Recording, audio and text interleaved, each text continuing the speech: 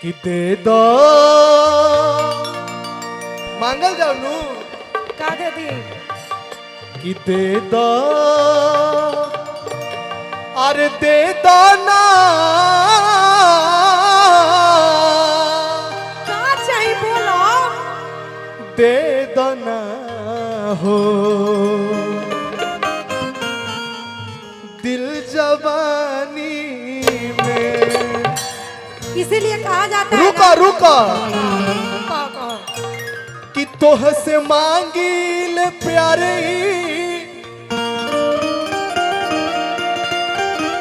ए हमर जान ए हमर करेजा कहा हमार फोफिया मिठाई कि तोह से मांगिल प्यारे और निशानी में दे दो ना हो दिल जवानी में दे दो ना हो दिल जवानी में कि तोह से मांगिल प्यारी और निशानी में। खुशी देखिए खुशी खुशी देखो इसीलिए आप लोग सुना कौनो चीज के प्यार से लेबनू तो बड़ा मजा आई हबर हबर करब तो मुँहे पर गिर जाई इतना आराम आराम से कि तोह से मांगिल प्यारी और निशानी में दे दो ना हो दिल जवानी दे दो ना हो। यही में छोटू भैया यही में प्रियंका जी एगो धुन लागी है ने अब आये धुन पर तनी सबके ताली बाजी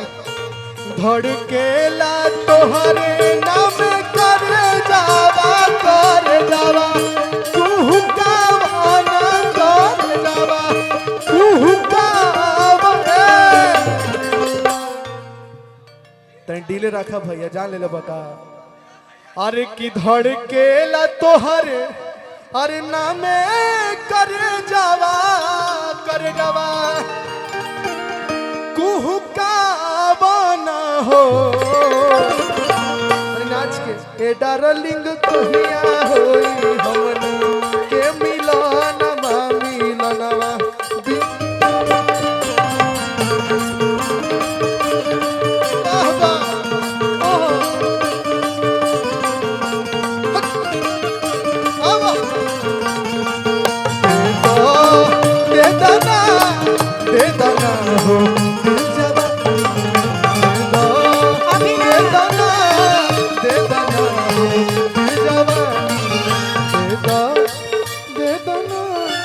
दे दना हो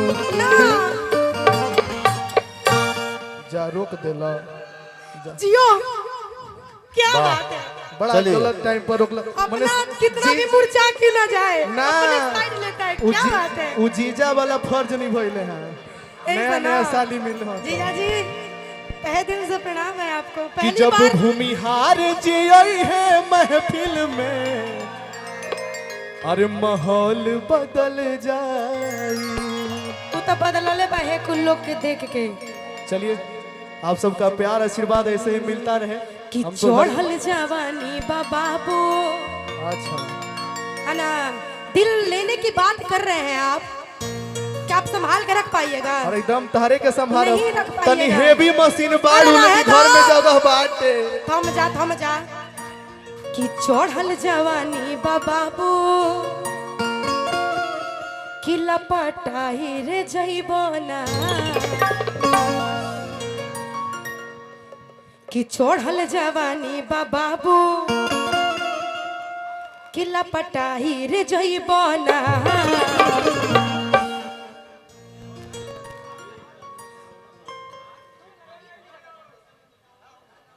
हेलो पीयूष शर्मा जी बालू घाट कड़ौना ना भैया की तरफ से पुरस्कार बहुत बहुत सुना धन्यवाद आशीर्वाद। अभिषेक जी जी सुनिए ना चढ़ल प्रियंका जी। जवानी में ना तो सुन ले एकरा बात जौन मन करी तन तो कहियो कि चढ़ल जब